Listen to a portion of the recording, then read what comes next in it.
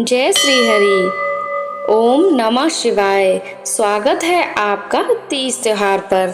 आज के इस वीडियो में हम बात करेंगे मोक्षदा एकादशी व्रत का महत्व। चलिए जानते हैं मोक्षदा एकादशी व्रत का क्या महत्व है और आगे इस वीडियो में हम सुनेंगे मोक्षदा एकादशी व्रत की संपूर्ण कथा। मोक्षदा एकादशी व्रत का महत्व। धर्मराज युधिष्ठिर कहने लगे कि हे भगवान, मैंने मार्गशीर्ष कृष्ण एकादशी अर्थात उत्पन्ना एकादशी का सविस्तार वर्णन सुना। अब आप कृपा करके मुझे मार्गशीर्ष माह के शुक्ल पक्ष की एकादशी के विषय में भी बतलाइए।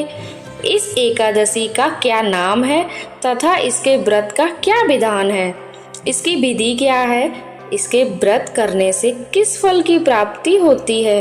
कृपया यह सब विधान पूर्वक कहिए। भगवान श्री कृष्ण बोले, मार्गशीर्ष माह के शुक्ल पक्ष में आने वाली इस एकादशी को मोक्षदा एकादशी कहा जाता है।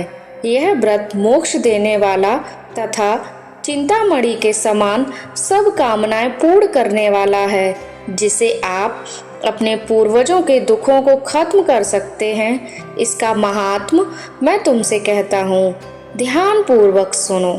चलिए सुनते हैं मोक्षदा एकादशी व्रत कथा। गोकुल नाम के नगर में बैखानस नामक राजा राज्य करता था। उसके राज्य में चारों वेदों के ज्ञाता ब्राह्मण रहते थे। वह राजा अपनी प्रजा का पुत्रवत पालन करता था। एक बार रात्रि में राजा ने एक स्वप्न देखा कि उसके पिता नरक में हैं। उसे बड़ा आश्चर्य हुआ। प्रातः वह विद्वान ब्राह्मणों के पास गया और अपना स्वप्न सुनाया। कहा, मैंने अपने पिता को नरक में कष्ट उठाते देखा है। उन्होंने मुझसे कहा है कि हे पुत्र, मैं नरक में पड़ा हूँ, यहाँ से तुम मुझे मुक्त कराओ। जब से मैंने ये वचन सुने हैं तब से मैं बहुत बेचैन हूँ। चित्त में बड़ी अशांति हो रही है। मुझे इस राज्य, धन, पुत्र, स्त्री, हाथी, घोड़े आदि में कुछ भी सुख प्रतीत नहीं होता। क्या करूं? राजा ने कहा, हे ब्राह्मण देवताओं, इस दुख के कारण मेरा सारा शरीर जल रहा है।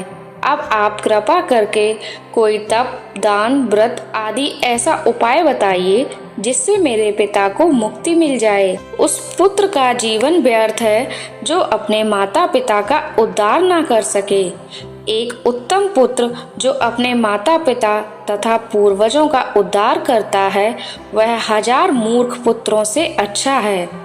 जैसे एक चंद्रमा सारे जगत में प्रकाश कर देता है, परंतु हजारों तारे नहीं कर सकते। ब्राह्मणों ने कहा, हे राजन, यहाँ पास ही भूत, भविष्य, वर्तमान के ज्ञाता पवित्र पर्वत ऋषि का आश्रम है। आपकी समस्या का हल वे जरूर करेंगे। ऐसा सुनकर राजा मुनि के आश्रम पर गया। उस आश्रम में अनेक शांत चित्त योगी और मुनि तपस्या कर रहे थे। उसी जगह पर्वत मुनि बैठे थे। राजा ने मुनि को साष्टांग दंडवत किया। मुनि ने राजा से सांगोपांग कुशल पूछी। राजा ने कहा, महाराज, आपकी कृपा से मेरे राज्य में सब कुशल मंगल है, लेकिन अकस्मात मेरे चित्त में अत्यंत अशांति होने लगी है।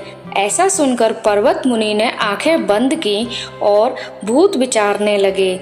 फिर बोले, हे राजन, मैंने योग के बल से तुम्हारे पिता के कुकर्मों को जान लिया है। उन्होंने पूर्व जन्म में कामातुर होकर एक पत्नी को रति दी, किंतु सौत के कहने पर दूसरी पत्नी को ऋतुदान मांगने पर भी नहीं दिया। उसी पाप कर्म के कारण तुम्हारे पिता को नरक में जाना पड़ा।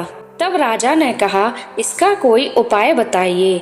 मुनि बोले, हे राजन, आप मार्गशीर्ष एकादशी का उपवास करें और उस उपवास के पुण्य को अपने पिता को संकल्प कर दें। इसके प्रभाव से आपके पिता की अवश्य नरक से मुक्ति होगी। मुनि के ये वचन सुनकर राजा महल में आया और मुनि के कहने अनुसार कुटुंब सहित मोक्षदा एकादशी का व्रत किया। इसके उपवास का पुण्य उसने पिता को अर्पण कर दिया। इसके प्रभाव से उसके पिता को मुक्ति मिल गई और स्वर्ग में जाते हुए वे पुत्र से कहने लगे, हे पुत्र, तेरा कल्याण हो। यह कहकर स्वर्ग चले गए। मार्गशीर्ष की शुक्ल पक्ष की मोक्षदा एकादशी का जो व्रत करते हैं उनके समस्त पाप नष्ट हो जाते हैं। इस व्रत से बढ़कर मोक्ष देने वाला कोई और व्रत नहीं है। इस दिन गीता जयंती मनाई जाती है। साथ ही यह धनुर्मास की एकादशी कहलाती है। अतः इस एकादशी का महत्व कई गुना और भी बढ़ जाता है। इस दिन से गीता पाठ का अनुष्ठान प्रारंभ करें तथा प्रतिदिन थोड़ी देर गीता अवश्य पढ़ें। आपको यह वीडियो कैसी लगी हमें कमेंट करके जरूर बताएं।